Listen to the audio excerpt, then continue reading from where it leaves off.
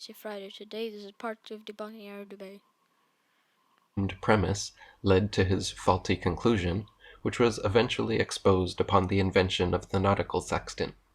Using sextants and plane trigonometry, by measuring the sun's angle at 2 points on Earth simultaneously and factoring their distance from each other, the Pythagorean theorem reveals both the height and dimensions of the sun. Using this method, the sun and moon have repeatedly been calculated to be approximately 32 miles in diameter, 3,000 miles from the surface of the Earth. Are you always lying? Now, how did astronomers calculate the distance from the Earth to the sun? Is that they used another object, another interplanetary object. They used radar to see the Earth and the object, Earth and the sun, and then an object to the sun, and they used trigonometry, and that's how they calculated between the sun and the Earth. That's a very simplified explanation. Search it up for yourself. How did astronomers calculate Earth distance to the sun from Earth? Do your own research. So he's saying that it's 30 miles wide and 3,000 miles away. Yeah, flat earthers with the faulty math. High-altitude balloon footage has also filmed lighting hotspots on clouds. Those clouds are usually thinner than the others. So, yeah. So the light can go through them more easily. Proving the sun to be local and acting as a spotlight, and not a burning ball of gas millions of miles away as supposed by heliocentrists. After Eratosthenes, the globe Earth theory completely disappeared from philosophical thought and Pre-Socratic philosophers believed in flat Earth. Those philosophers believed in flat Earth. Pre-Socratic philosophers. recorded history for almost 2 millennia. So yeah, not 2 millennia. Heliocentric flat Earth cosmologies continued to reign supreme, with even Eratosthenes himself, touted as the father of geography, depicting the Earth as flat in his famous 194 BC map of. So yeah, because maps, are supposed to be round.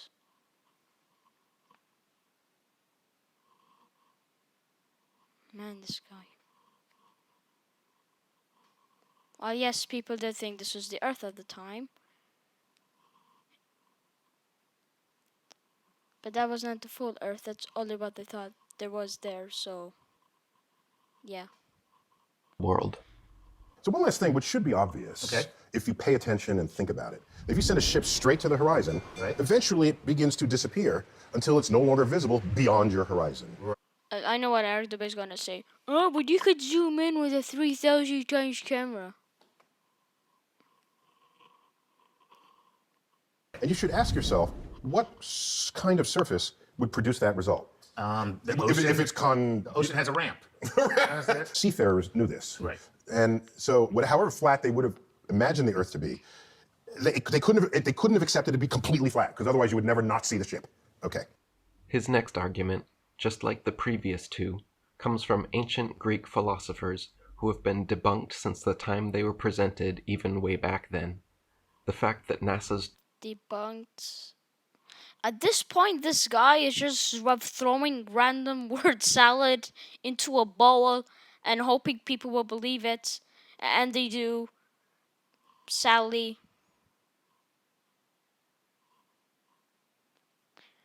So. But how is he gonna explain this ship disappearing the horizon?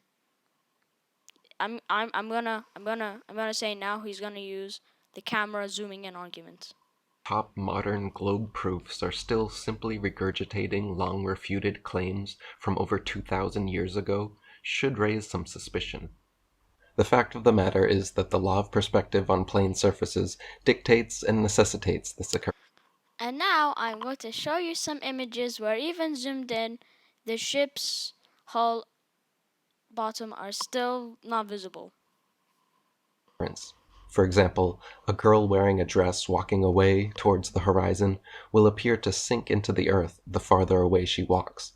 Her feet will disappear from view first, and the distance between the ground and the bottom of her dress will gradually diminish until after about half a mile it seems like her dress is touching the ground as she walks on invisible legs. The same happens with cars speeding away. The axles gradually get lower, and the wheels vanish until it appears as if the car is gliding along its body.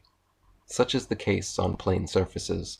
The lowest parts of objects receding from a given point of observation necessarily disappear before the highest. Now, with modern telescopes and cameras, we can prove this as well by successfully zooming in on ships that have gone beyond the horizon and bringing them completely back into full view, hull and all. Also, if I just tell you, Chuck, walk due east, okay? Right. And don't ever stop. Right.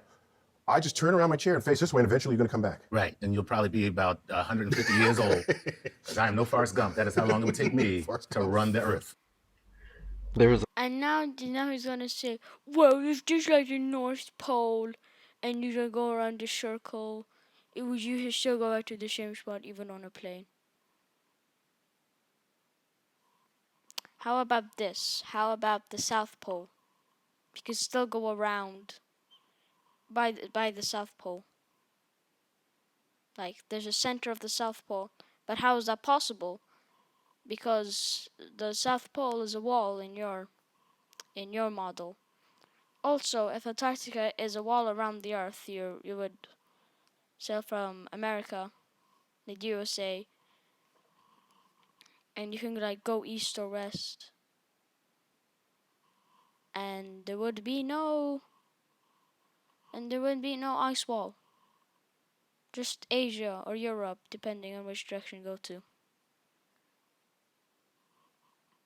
Popular myth taught to school children, which most adults today still believe, that people in history have traveled in perfectly straight lines, eastwards or westwards, and eventually arrived back at their starting point.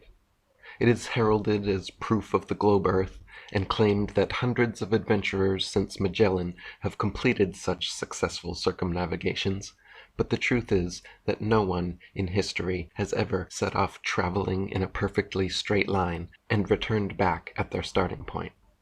All successful circumnavigations in history, whether by sea or air, have instead followed the same pattern, which is sailing or flying the most convenient route from port to port, stopping for supplies and refueling. You got to love that he even debunks himself in this image.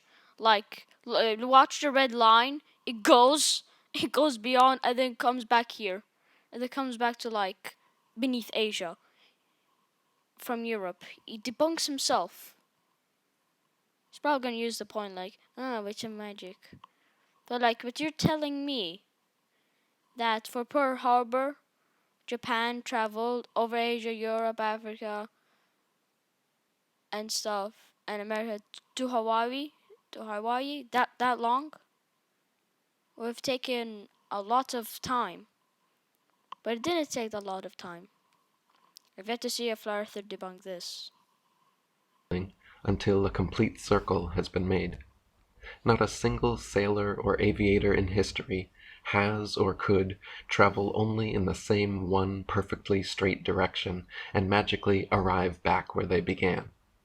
This ridiculous lie becomes obvious when critically examined, but when taught to young children, successfully bends and warps their minds into accepting. This line also can make sense in a round Earth model. So, yeah, no point there. However, you could like say it yourself, but you wouldn't, because I'll debunk you. So yeah. Globe indoctrination. Unlike the cardinal directions on a compass rose, north, south, east, and west on Earth are not simply straight lines separated by 90 degrees. North, rather than being an upward shooting arrow, is actually a point, a center point, the center point of the entire Earth, known as the geographic North Pole, situated directly below Polaris, the North Pole star. the only motionless star in the heavens, which Yeah, because, magnets. Yeah. What are you talking about? The reason we have north, south, west is for magnets. The compass, it uses the magnetic pole. Yeah, this guy is like reworking magnets now. Because north isn't on one side of the magnets. No, it's on the center. marks the exact northern center point of the sky. South, rather than being a downward shooting arrow, is actually every line tangent. I find it fascinating that flat earthers will refuse to believe in a round earth in a vacuum space, but one star connected to all the other stars spinning around is somehow plausible for them. Like, how? It's not possible. Don't even believe in gravity. To the northern center point, or in other words, every straight line extending outwards from the North Pole heads due south. East and west, rather than being right and left facing arrows, are actually clockwise and counterclockwise circles around the pole. The sun, moon, and stars all rise in the east and set in the west, making perfect circles over and around us every day. As you can observe, they travel in a circular westward path over and around the earth, and do not all travel in a straight leftward direction as suggested by a compass rose.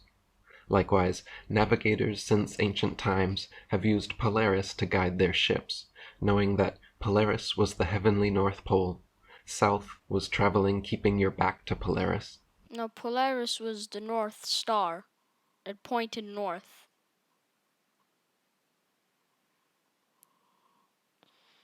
This guy. East meant traveling keeping your left shoulder 90 degrees to the pole star. Let's see how a compass works. On a globe, you have to cut through the earth to point to magnetic north.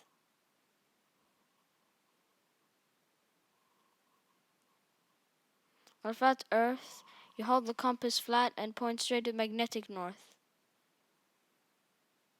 No, you don't. No, you don't have to cut through the earth. Like,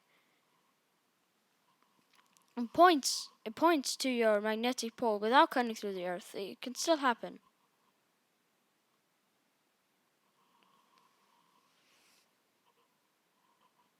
And west meant traveling keeping your right shoulder 90 degrees to the pole star.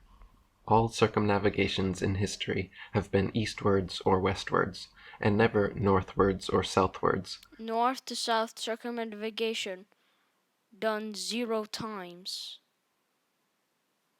The birds that migrate every year would like to differ. Because the latter is geographically impossible. For me, the fact that there's a rise of flat earthers is evidence of two things. Okay. One. One, we live in a country that protects free speech. That's actually kind of awesome. And two, we live in a country with a failed educational system. Ooh, that one hurt. If there's one thing Neil and I agree on, it is that our public education system is indeed a complete failure, brainwashing vulnerable, impressionable young children with mentally and spiritually damaging pseudoscientific indoctrination. While we have flat earthers like you who know the earth is round but want to brainwash others because if you come out of the rabbit hole, you're too afraid to be wrong. Only one flat earther I know of has been this brave to confess they're wrong. And that's a seek truth, speak truth. The widespread belief that humans are merely Whatever is impressed upon your subconscious mind through a repetition eventually becomes your belief. Okay, let's see. Okay, we have to find an imposter here, and that's universal. Universal use CGI for them. Like, they didn't even take a picture. They just use a CGI modeling. Okay, so this sounds universal. And it's like, oh, look at these different pictures of the Earth, which I debunked last time. They used